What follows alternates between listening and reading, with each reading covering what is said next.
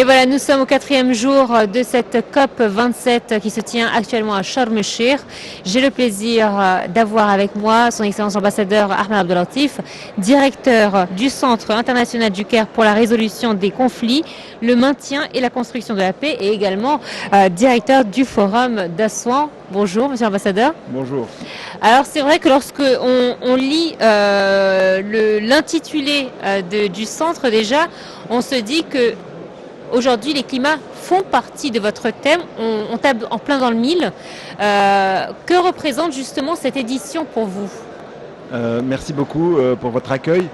C'est une édition importante parce que le Centre international du Caire pour la résolution des conflits et le maintien et la construction de la paix s'implique de plus en plus dans les questions de changement climatique. Le changement climatique affecte tous les domaines de la coopération internationale, y compris celui de la paix et de la sécurité.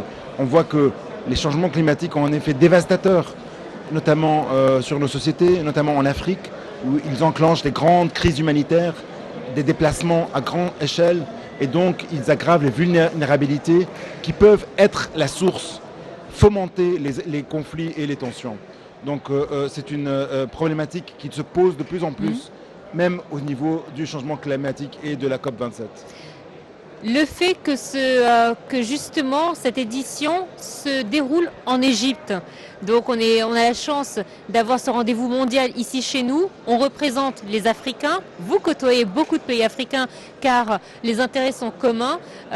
C'est envoyer un message fort à travers l'Égypte, ou de par l'Égypte? Oui, l'Égypte joue un rôle de premier plan pour le renforcement de la coopération internationale pour le climat. Donc elle accueille la COP27, mais l'Égypte aussi joue un rôle de premier plan dans le renforcement de la coopération dans le domaine de la paix et de la sécurité, au niveau africain, au niveau international, au niveau des Nations Unies, au niveau de l'Union africaine. Et notamment, elle a lancé depuis 2019 un forum qui s'appelle le Forum d'Assouan pour la paix et le développement durable, focalisé sur l'Afrique. Et nous sommes aussi le secrétariat de ce forum. Et ce forum, dans la dernière édition en juin, a justement discuté de la question climat, paix et développement.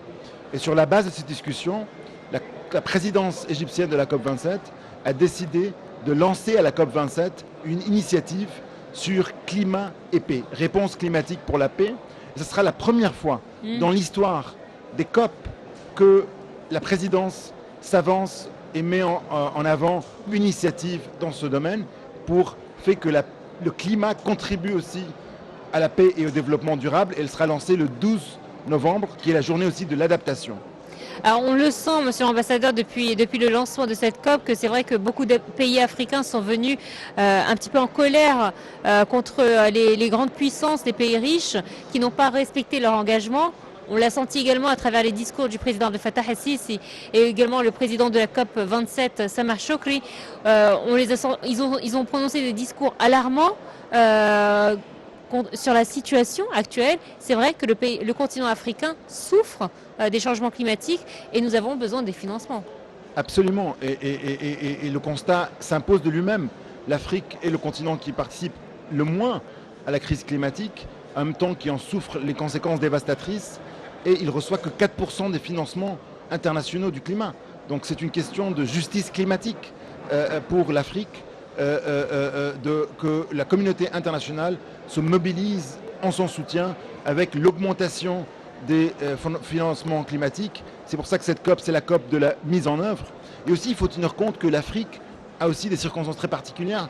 C'est un continent où il y a le plus de conflits armés, où on fait face au plus grand danger du terrorisme, la sécurité alimentaire et l'augmentation du prix de l'énergie et des denrées alimentaires, et en plus de cela, la crise climatique. C'est ça. Donc c'est un continent dont la spécificité, c'est qu'il fait face à tous ces défis en même temps. Et donc les réponses de la communauté internationale doivent aussi être intégrées et prendre toutes ces vulnérabilités en compte à travers un renforcement du soutien au continent africain. Monsieur l'ambassadeur, merci à vous de nous avoir accordé cette interview. Je rappelle que vous êtes donc directeur du Centre international du Caire pour les résolutions des conflits, le maintien et la construction de la paix, également directeur du Forum d'Assouan. Merci, ce fut un vrai plaisir. Merci beaucoup. Merci.